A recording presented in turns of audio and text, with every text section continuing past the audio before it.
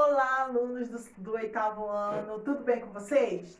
Então, vamos para mais uma aula de história. Vamos lá, galera, animação, galera. Gente, eu quero ver vocês nas lives. Poxa, essa semana um pouquinho de gente na live. Foi maneiro, não foi? A galera que participou, a gente se divertiu muito na live e ainda matei a saudade. Pessoal, a próxima live, semana que vem, quinta-feira que vem, tem live de história. Eu quero ver todo mundo lá, tá? A gente se divertindo, aula ao vivo.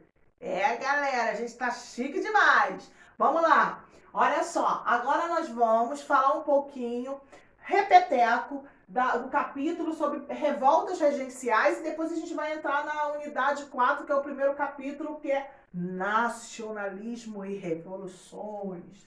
Vamos lá.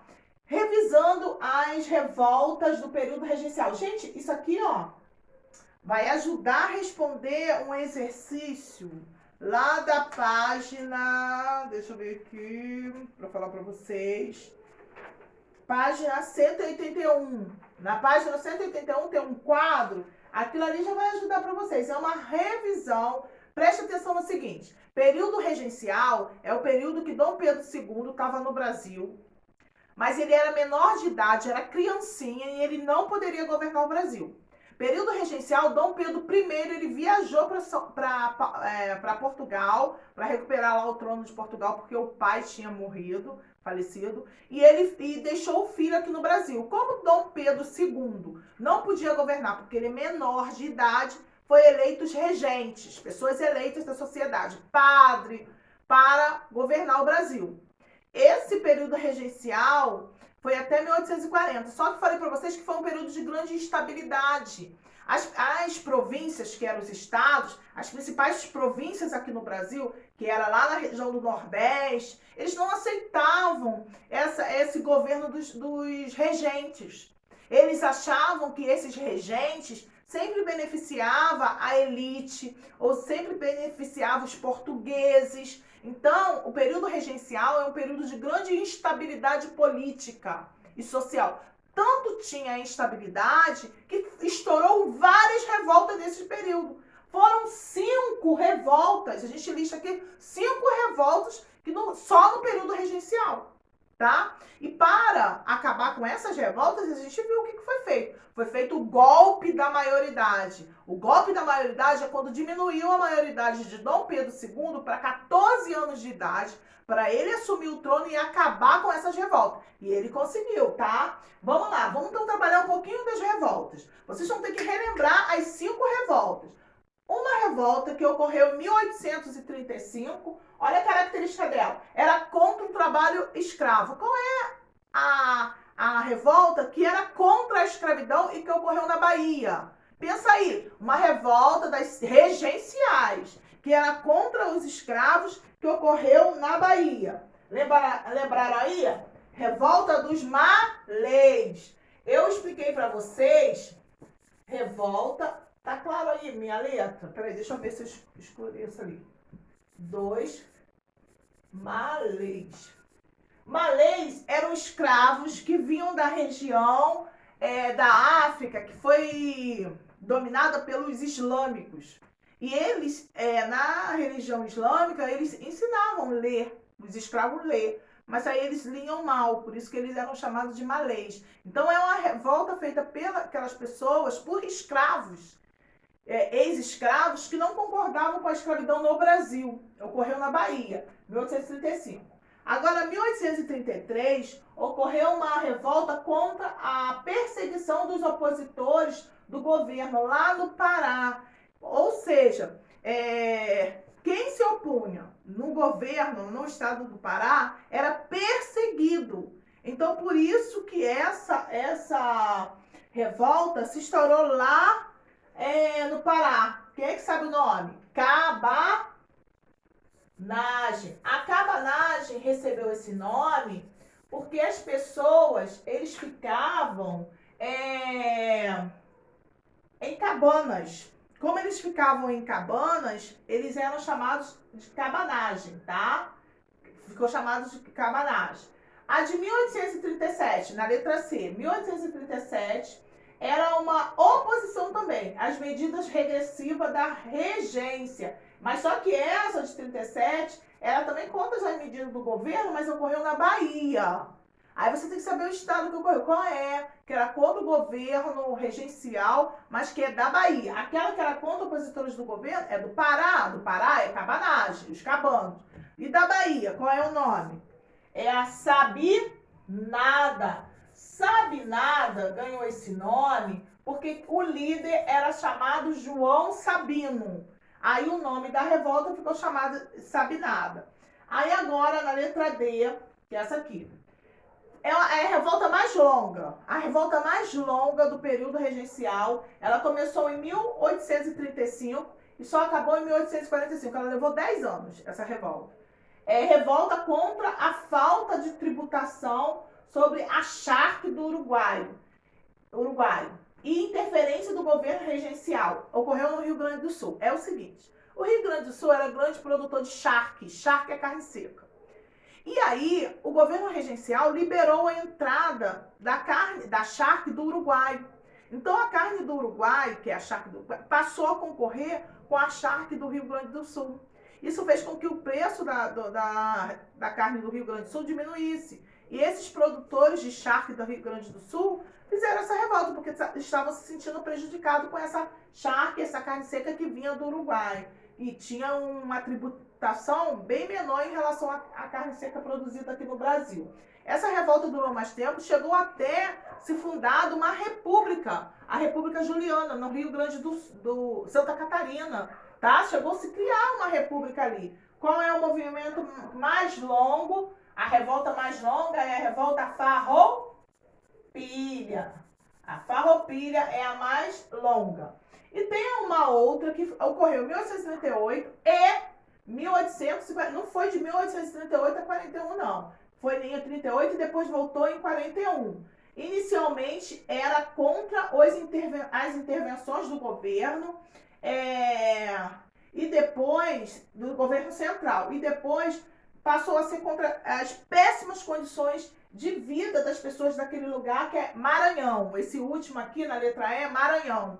Essa revolta de Maranhão, que era contra as péssimas condições de vida do povo, é balaiada.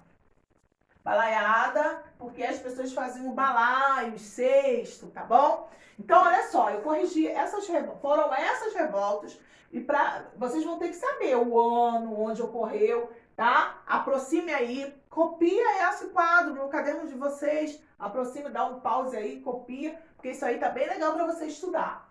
E a matéria de hoje é lá na página 183. Vou anotar aqui no meu quadro. Página 183. A matéria de hoje nós vamos sair um pouquinho do Brasil. Na unidade 4, nós estamos começando na unidade 4, a gente vai falar de mundo. Vamos falar de algumas correntes, algumas teorias do século XIX que surgiram para mudar a economia, para mudar o lado social dos países. A maioria dessas teorias tem a ver com economia, com política e sociedade. Lembrando que lá na página 183 a gente começa, olha aqui, gente, essa imagem. Parece até com Dom Pedro, não parece, gente? Com Dom Pedro I ali na independência. Dom Pedro I na independência. Mas não é Dom Pedro, não. Essa foto aqui é da Revolução Haitiana. Revolução Haitiana é Haiti. O país Haiti foi o único da América que se tornou independente pelas mãos dos negros africanos. Isso aqui é um líder, Toussaint, é o líder do Haiti que proclamou a independência, o país da América, tá? Que foram os negros que fizeram a independência. Agora vamos falar um pouquinho sobre as teorias do século XIX. As teorias que eu quero que vocês prestem atenção, que é a matéria 9, também não é tão fácil. A primeira teoria que eu vou falar é essa aqui, ó.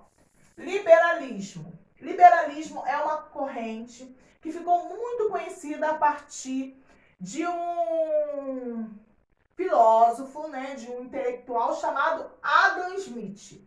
É Adam Smith que cria lá, ele que faz com que essa teoria fique famosa. Gente, liberalismo vem de liberal, de liberdade. Adam Smith, só que Adam Smith, ele pedia liberdade econômica. Adam Smith pedia liberdade econômica. Ele é chamado de pai do liberalismo econômico. Ele era escocês, mas essa ideia de liberdade econômica dele ganhou muita força na Inglaterra. O que é liberdade econômica? É o Estado, por exemplo, o rei não tinha que se meter na economia. A economia deveria ser livre. Isso, gente, ajudou a implantar o capitalismo lá na Inglaterra. Isso ajudou o desenvolvimento da Revolução Industrial, os burgueses terem dinheiro. Porque se o rei não se mexe na economia, a classe dos burgueses ficaram livres para negociar, para ter lucro, para ter dinheiro para investir nas indústrias. Então, o liberalismo é uma ideia que defende igualdade perante as leis, liberdade dos povos para poder agir, respeito às liberdades individuais. Então, esse liberalismo, ele defende a não interferência do governante na economia. O governante não tem que interferir na economia e defende liberdades no campo geral, que a gente está vendo. Liberalismo, liberdade.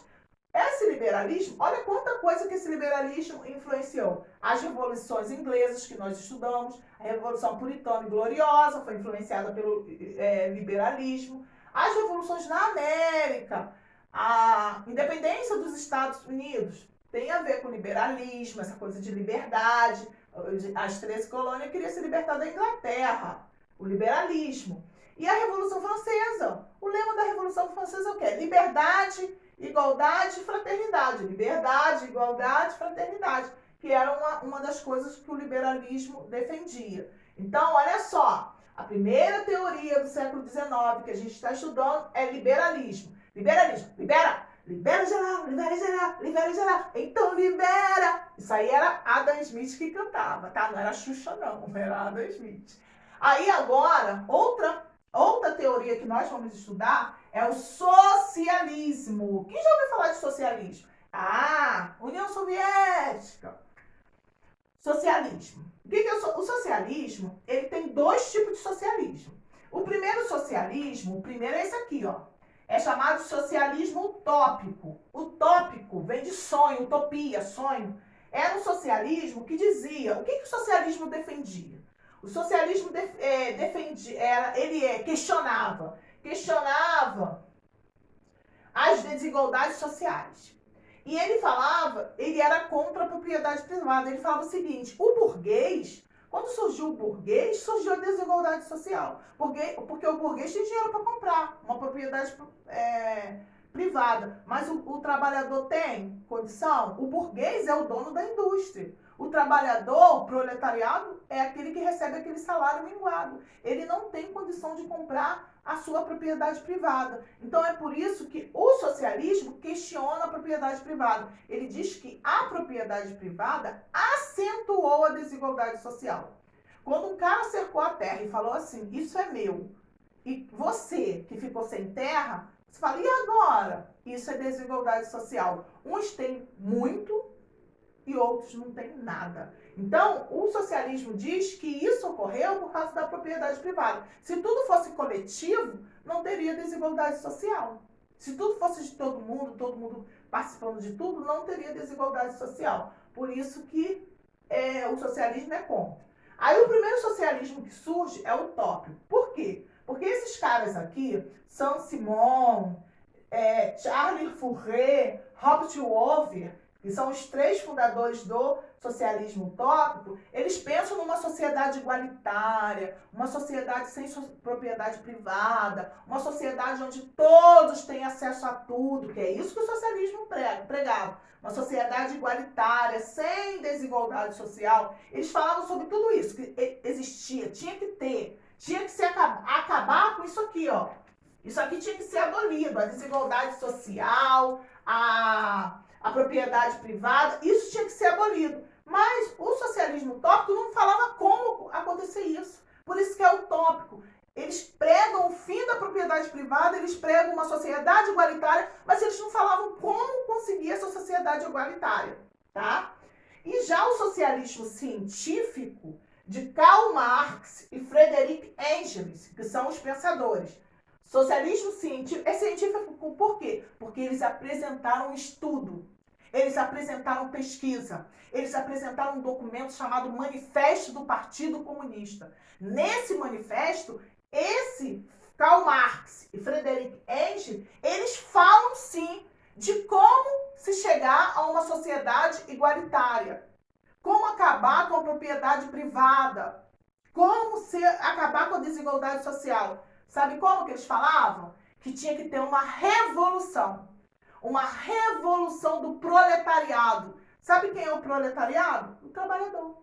Então, olha só, no socialismo utópico, eles são contra a desigualdade social, eles são contra a propriedade privada, mas o socialismo utópico não dizia como chegar a essa sociedade igualitária. Já o socialismo científico de Karl Marx e Friedrich Engels, eles apresentaram estudos, textos científicos falando como chegar a essa sociedade igualitária, que era com a revolução do proletariado. Os trabalhadores tomarem o poder.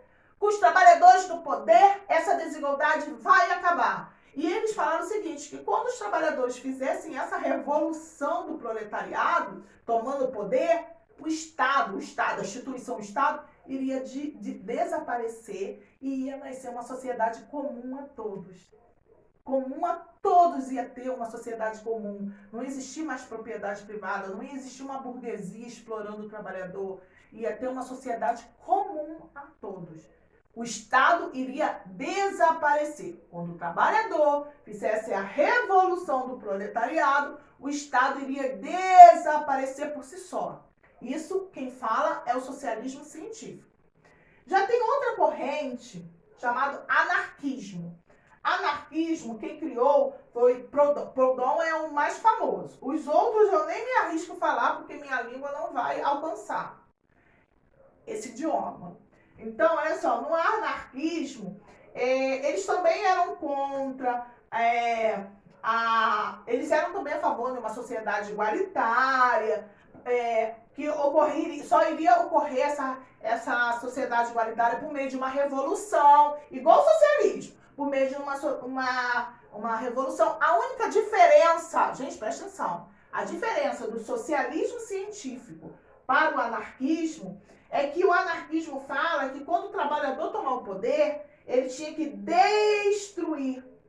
destruição do Estado. Os anarquistas dizem que o Estado tem que ser destruído. Já o socialismo científico fala que o Estado vai desaparecer. Depois que o trabalhador fazer a revolução, o científico, o Estado desaparece e nasce uma sociedade comum. Já o anarquista fala que os trabalhadores, a ação revolucionária dos trabalhadores tomarem poder e destruir o Estado. Destruir, acabar. O anarquismo prega a destruição do Estado. Por quê? Porque os anarquistas acreditam que qualquer um que estiver à frente do Estado, seja um trabalhador, ou seja qualquer outra pessoa, vai ser corrompido. Porque o Estado corrompe as pessoas. As pessoas mudam a natureza delas se estiverem à frente do Estado. E é por isso que o Estado tem que ser destruído. Isso aí é uma ideia dos anarquistas. Agora a gente vai continuar com outras ideias, teorias do século XIX, que é o nacionalismo. Gente, o nacionalismo vem daquela ideia de nação, povo. E antigamente, gente, o povo não tinha essa noção assim, eu moro num país, eu vou lutar pelo meu país. E isso só nasceu com a criação do hino nacional, com a criação da bandeira, com a criação dos brasões de guarda. Então, o nacionalismo é uma corrente que foi muitos governantes incentivaram isso para poder a população defender seu território. Se a população não se via como uma nação, como que ele iria defender o seu país, a sua nação? Então, muitos governantes incentivaram na população esse sentimento de nação. Olha, nós falamos o mesmo idioma, nós temos a mesma cultura, vamos defender o nosso território. Aí cria-se o hino nacional. Ouviram do Ipiranga, margens plácidas. Quando canta o hino nacional no jogo da seleção brasileira, aquele povo canta bonito. Isso é um sentimento nacionalista. Quando você bota a camisa do Brasil, isso é um sentimento nacionalista, que só nasceu a partir do hino, a partir da bandeira. Darwinismo social. Nós estudamos lá no sexto ano, isso aqui não apaga não tem que botar isso aqui é permanente. Nós estudamos lá no sexto ano o darwinismo. Charles Darwin, da seleção, criou o evolucionismo, aquela teoria da evolução das espécies, tá? Aqui no século XIX, usaram a ideia de Charles Darwin, lá do evolucionismo, para dizer que existia uma espécie de povos mais civilizados. E tinha outros que não eram civilizados e que eles precisavam ser civilizados, dominados. Quais eram os povos que não eram civilizados, que deveriam ser dominados? Os africanos. Os africanos, a justificativa para o racismo com o africano é que o povo europeu estava indo para a África, não era para explorar, não. Era para levar a civilização, porque o povo africano estava atrasado. O povo africano era selvagem. E o povo europeu estava levando a civilização. Então, o darwinismo social era uma justificativa usada pelos europeus para dominar a África. Que eles falavam que estavam indo lá para a África para levar a civilização. Porque a população da África é selvagem. Daí que nasce o racismo, né, gente? Aí nasceu o racismo, essa coisa de julgamento, de preconceito, né, em relação a um povo. Porque cada povo ele tem o seu próprio desenvolvimento. A gente não pode chegar e falar, o índio é vagabundo. É a cultura do índio, viver da caça, da pesca. Então, quando a gente fala do darwinismo social, que é justificado. Nós, os europeus, estamos indo para a África para levar, nós somos civilizados, estamos indo levar a civilização. Que nada. Eles estavam indo para explorar. Que nada. Eles estavam praticando o racismo com aquele povo. Entenderam? Outra corrente também que a gente vai estudar é o positivismo. Positivismo é uma corrente que surgiu lá na França com Auguste Comte. Positivismo era uma corrente baseada em ações positivas para levar a nação a se desenvolver. Por exemplo, aquela frase que tem na nossa bandeira do Brasil é uma frase positivista. Foi usado essas ideias de Auguste Comte, que era positivista, para criar aquela frase da nossa bandeira, ordem e progresso. Ou seja, para a gente ter progresso, o Brasil tem que ter ordem. A ordem leva ao progresso. É uma ideia positivista. Com ordem, vamos chegar ao progresso. Ordem, vamos chegar ao progresso. Uma ideia positiva. Então, a teoria positivista é aquela ideia que leva da ideia de ações positivas. Onde a nossa frase ali da nossa bandeira, do nosso hino, é baseado nessa corrente positivista. A ordem leva ao progresso. E romantismo. Chega uma hora, olha aqui, chega uma hora do romantismo. É aquela corrente baseada exatamente nisso. Aquela corrente baseada lá na página 191. Está falando, uma das grandes mudanças no pensamento político, econômico e científico na Europa do século XIX foi a vida cultural. Teve uma transformação muito grande com o movimento romântico. Esse movimento teve apogeu na metade do século XIX e tinha uma característica, o subjetivismo, o sentimentalismo, o escapismo. Escapismo é a situação de fugir do problema. Outra coisa, a valorização da natureza, do belo, romantismo, gente, romance, gente. Olha, era uma característica por sentimento, valorização da natureza, do nacionalismo. Os adeptos desse movimento criticavam o iluminismo e algumas características da Revolução. Eles queriam viver em paz e amor. O romantismo é paz e amor e natureza. E assim a gente acaba a nossa aula de hoje. Paz e amor, fazendo o exercício, gente. Todo esse exercício da teoria do século XIX, capítulo 1 da unidade 4. E outra coisa, faz o exercício lá do portal, hein? Tem um pessoal que não está fazendo. E tem ainda gente me devendo o trabalho do primeiro bimestre. Vê lá. Se você está sem nota, você não entregou o trabalho.